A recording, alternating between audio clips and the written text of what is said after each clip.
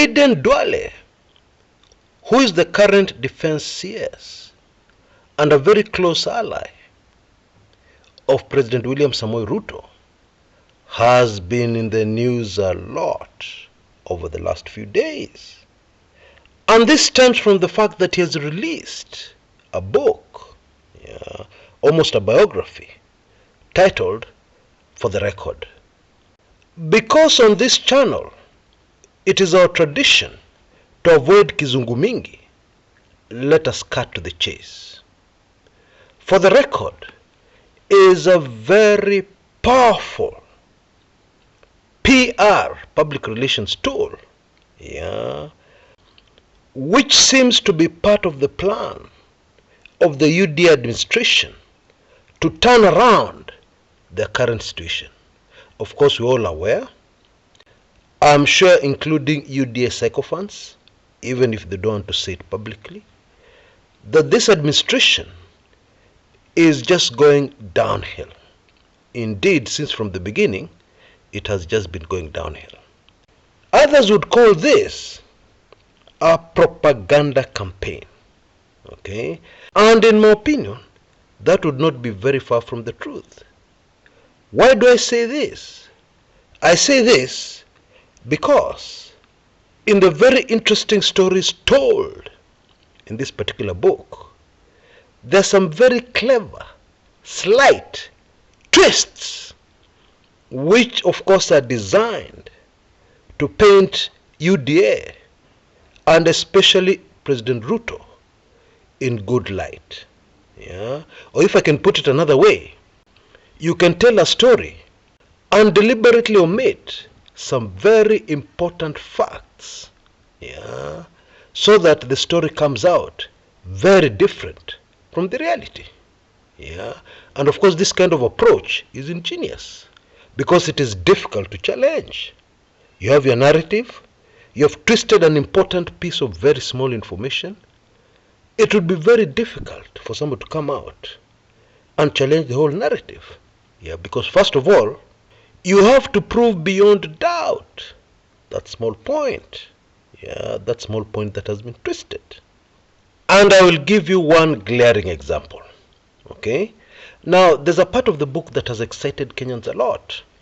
Indeed, it is the headline of a major newspaper in Kenya today. And it gives all of us an impression that Stephen Kalonzo Musyoka missed the presidency by inches as a result of making a blunder. Okay?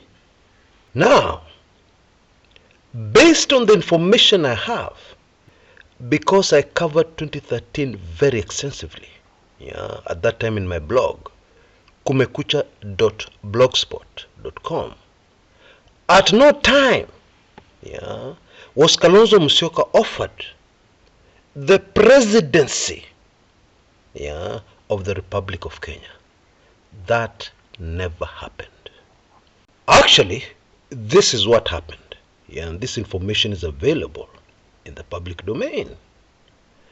After the 2007 contested presidential elections, where Kalonzo Musyoka vied as a presidential candidate, the same election where there was that drama, where a Kalonzo Musyoka supporter within the original ODM took off, took the registration certificate of ODM, put it in their pocket, and walked away.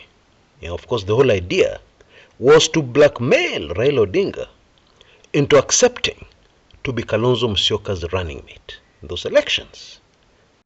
And as most of you know, Raila Odinga got another party, very late in the day at the 11th hour, another ODM party. And Kalonzo Musyoka remained with the original ODM Kenya. Of course, the name of that party was later changed to the current name of Wiper. Now, after those elections, Kalonzo Musyoka made a critical move, to side with Mwai Kibaki, and he was promptly appointed the vice president. Now, according to impeccable sources, The deal was that Mwai Kibaki was supposed to assist Kalonzo Musyoka to win the presidency in 2013. And so when the 2013 elections were approaching, and things started to go wrong for Kalonzo Musyoka, because Kibaki himself reneged on his earlier promise and was initially promoting Musalia Mudavadi to take over from him. After all that drama, and after the dust settled, and it was clear that Mwai Kibaki would support the Uhuru Kenyatta bid, and all the other information in Duale's book is very accurate, how the ICC cases played a critical role in the politics of the time. After all that drama had settled, Kalonzo Musyoka approached Mwai Kibaki again, and Kibaki said something to the effect, go and talk to Uhuru and Ruto. And it seems that Uhuru Ruto were also given instructions to accommodate Stephen Kalonzo Musyoka. You see, at that time, the state was playing a very critical role in making the ICC cases go away, for the simple reason that it was a threat to that presidency, and especially to Mwai Kibaki's exit strategy and exit plan. You know, in the heat of court cases, people can get dragged into a case, as people try to defend themselves.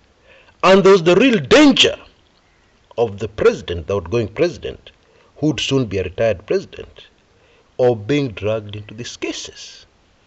Actually, many people don't know this, but the Musalia Mudavadi candidacy for the presidency being pushed by Kibaki, that plan was abandoned by the late President Kibaki, mainly because of this reason, the ICC.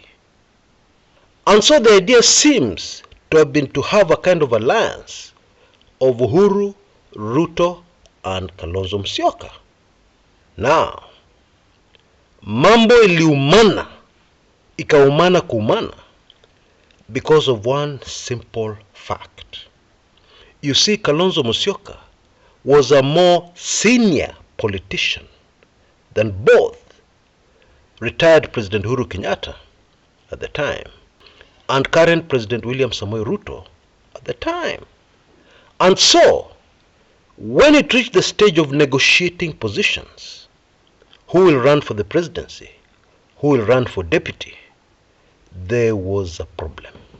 The view of Uhuru Ruto was that the community of the Kikuyus and the community of the Kalenjin had the numbers to win the presidency. Any other combination, it was not possible based on the numbers, population of tribes, for that particular ticket to work. But of course, Kalonzo Musyoka's argument was that if he vied for the presidency with the support of the two, then this particular advantage would be cancelled out for Uhuru Ruto. And so, while the intrigues described in Aden Duale's book are very captivating, very exciting, will definitely hold the attention of Kenyans, they are not 100% accurate. And I believe I've explained why. And with this kind of information, you would understand where a scenario would emerge of Kalonzo Musyoka talking about 10 years for Uhuru Ruto at The Hague over the ICC cases, based on his legal knowledge and contacts with foreign governments. That's what Kalonzo told Uhuru Ruto. But now the context is much more easy to understand, because people would not make such a statement out of the blue. There was a build-up to that particular scenario. I mean, a simple question to ask is the following. Would this book have been crafted in exactly the same manner if Kalonzo Musyoka had been in the Kenya Kwanza Alliance with his Wiper Party? Do you think this particular book would have told the same story? Simple question. Answer it for yourself. And you know, there's something else that comes out very clearly in this book. There is a very determined effort, to paint Raila Odinga in certain light. And the whole idea is to tell Kenyans that actually Raila Amolo Odinga did not play such a big role in birthing the rights we enjoy today. The 2010 Constitution, the Bill of Rights, and the Kenya we have today. There is clearly a very determined effort, by giving the inside story, giving interesting stories, to bring out a narrative that it was not only Raila. Raila played a small role. There were others. That's the whole idea.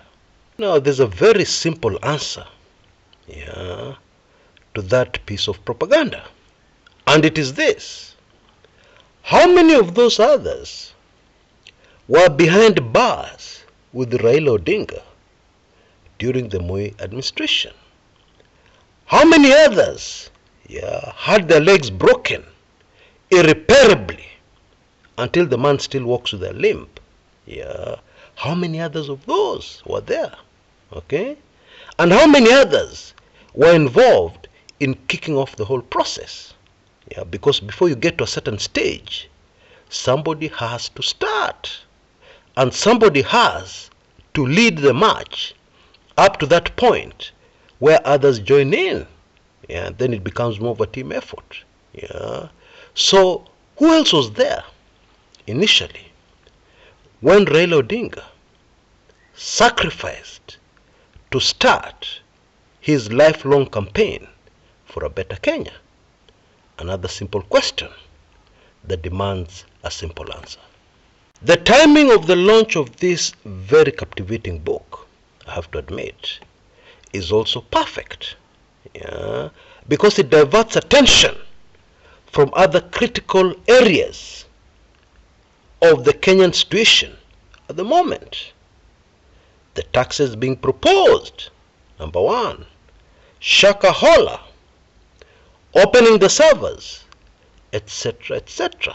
The whole idea is to get Kenyans so captivated in this inside information, revelations of what goes on in political backrooms, to the extent that people relax, forget all the other burning issues, and focus on what Aden Duale is trying to tell us. And so the question is, will it work? In my opinion, it would have worked in 2013. It may have worked in 2017. But in the year 2023, no. I don't see how. For one very simple reason. Okay? And I will put it in a simple question based on human nature, which I will address to you. Is it possible to reason with a hungry man? If it is indeed possible to reason, to divert the attention of somebody who has not eaten, then this thing will work like a charm. But if it is not, it won't work. In the opinion of many keen observers of Kenyan politics, the Kenya Kwanza government is special and has a distinction. And that distinction is no other known government in the history of governments on our continent has worked so hard to cut its own 2 feet, to frustrate itself. Okay? For instance, how do you pile up taxes on people who are already suffering? How do you do that? How do you take the path of insults and provoking the masses when Kenyans are going through so much suffering? Indeed, it is even a very long shot for a government that has been elected by a massive landslide to try and get up to the semantics, as was proved after the 2002 presidential elections, where Mwai Kibaki won a massive mandate. He won by a landslide. But then we all know that shortly after that, Kenyans fell out with the same president they had elected na roho yao yote. Okay? So you imagine a situation where, according to Chebukati's results, Ruto won by a very slim majority. Yeah, of course the rest of us know different. But let us just use Chebukati's results for argument's sake. How would a government that has won by such a slim majority get up to the things that UD is getting up to? Very unpopular decisions, unpopular policy, every second, every minute. Yeah, it baffles many. Yeah, but of course there's a spiritual explanation, okay, which I believe I've covered in a previous video, which in case you have not seen, I urge you to make sure you take it in. Okay, it's very important for you to understand what we're about to face, the dire consequences in this country. Shortly, you will find a link in the description area below. Yeah. You see, all past presidents of Kenya have been very cautious when it comes to the masses. Even Kibaki, in his blunders with the masses, was cautious. But our current president, the word caution cannot be allowed anywhere near him. Yeah, and it is a big puzzle, a big mystery. Now, before I go, I have something that will be very useful to very many people on this channel. You see, the audience this channel reaches is very unique.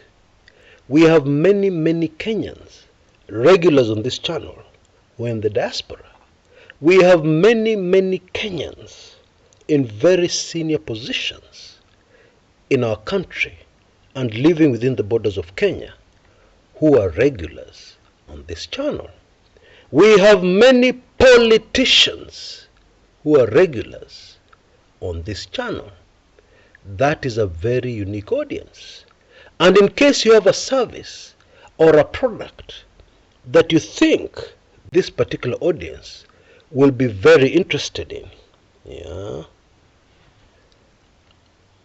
and it is something genuine, something that will add value to their lives, something that will help Kenyans through these very difficult times, also through these very dangerous times.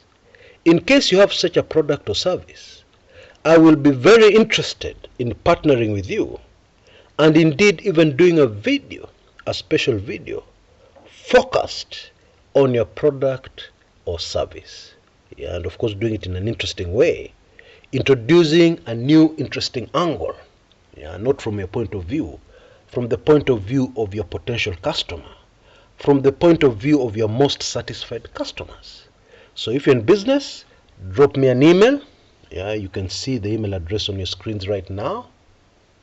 As my contribution to Mother Kenya at this difficult time, I will do that video for you completely for free.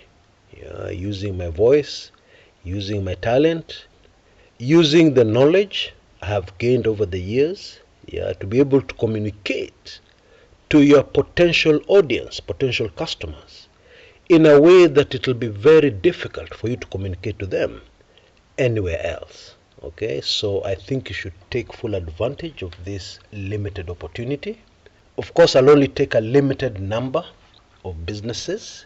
Na sio maringo, it is because it's not practical, yeah, to do so many.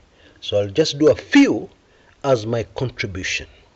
Of course, I'll ask for a small fee for my time, yeah, but of course it will be a pittance, yeah, a fraction of what you'd have normally paid to reach such an audience. Yeah, so all you have to do is drop me an email, give me as much detail about your business as possible, yeah, send me your telephone number, if possible, and I will get back to you after I've done my research, yeah, on your company, your business, etc., etc. I have my way even to be able to reach your customers, your current customers, those who are satisfied. And if I think that you have something that will add value to the lives of Kenyans, I will do that for you. And I'm sure it will be of great benefit to you. And also it's yet another way to support this channel and to support our cause here for a better Kenya. It is all in line with that mission of a better Kenya. Has this video made you intrigued about the presidency, especially the Kenyan presidency? Or have you always been fascinated by this office? Well, I have a recommendation to make. I have an ebook titled Dark Secrets of the Kenyan Presidency. Many of you have already read it, but many of you have also not read it. But that's not all. I have also adapted most of the book into videos, and you can receive both the book and the videos based on the book in your email, pop, in the next few seconds. You can see the offer on your screens right now, only $8.99. And I will even throw in something more, 3 months free membership to my weekly intelligence briefings. Now that has to be the offer of the year. So take full advantage of it. It will not last for long, just 1 or 2 days. So please rush and make sure that you get hold of Dark Secrets of the Kenyan Presidency. It has some very fascinating stories, most of them never before told. I'm sure you've never heard those stories. And they're not just stories, reality deep in State House.